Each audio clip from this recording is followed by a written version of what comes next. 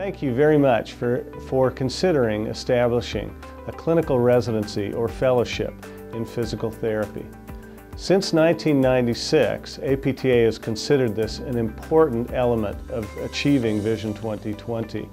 And in fact, in 1996, we started a voluntary program for credentialing residencies and followed that up in 2000 with a voluntary program for credentialing fellowships in physical therapy.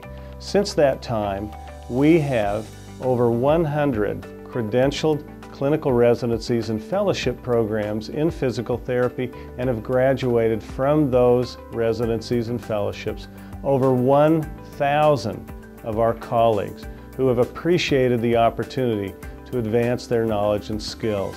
We look forward to your preparation and actual submission of your clinical residency or fellowship application and look forward to the growth of this program.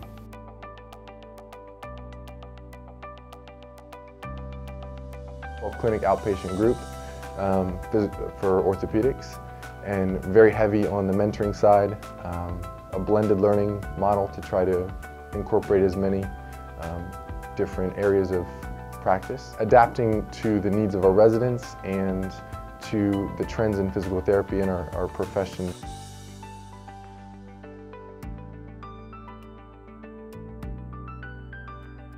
I think two avenues that you need to go down. The first one is to use all the resources that the APTA has given on the website. I think it really gives you an idea.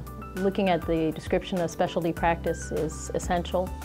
And then going to people that have had a program already and asking them what's worked for them, what hasn't.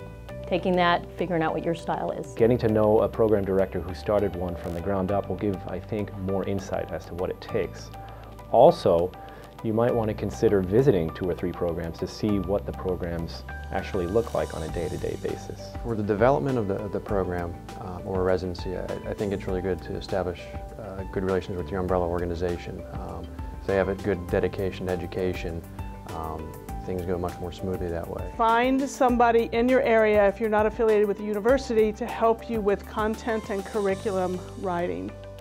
Develop your curriculum first, and by doing that, follow the rules of doing the outcomes ahead of how you're going to evaluate your resident before you actually write the curriculum, because how you evaluate them is going to be very critical in what you're going to put into your curriculum. You know, what is the cost of the program going to be? That's certainly what administrators may want to know. What's going to be the cost and what's going to be the benefit to the organization? And I think putting some of those things down on paper to identify what the cost-benefit ratio might be will help get you started with your administration.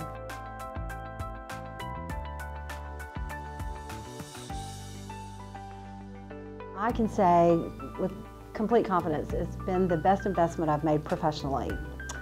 We have seen a huge impact in not only the residents themselves and their performance, how they treat their patients, the outcomes with their patients. They have raised the bar though for their entire team. Just from having our first couple of years of residence in our program, our whole continuing education emphasis for our company has changed, it's progressed. I think the environment in our program has really increased the collaboration amongst clinicians, and we've all seemed to rally behind the residency program. So we all really work very hard to really push and strive to make sure that our teaching strategies are effective. Even when we have a resident who is not being mentored by one of us, but we all still will watch over to make sure they're doing things correctly and making sure that they're treating in a very evidence-based manner.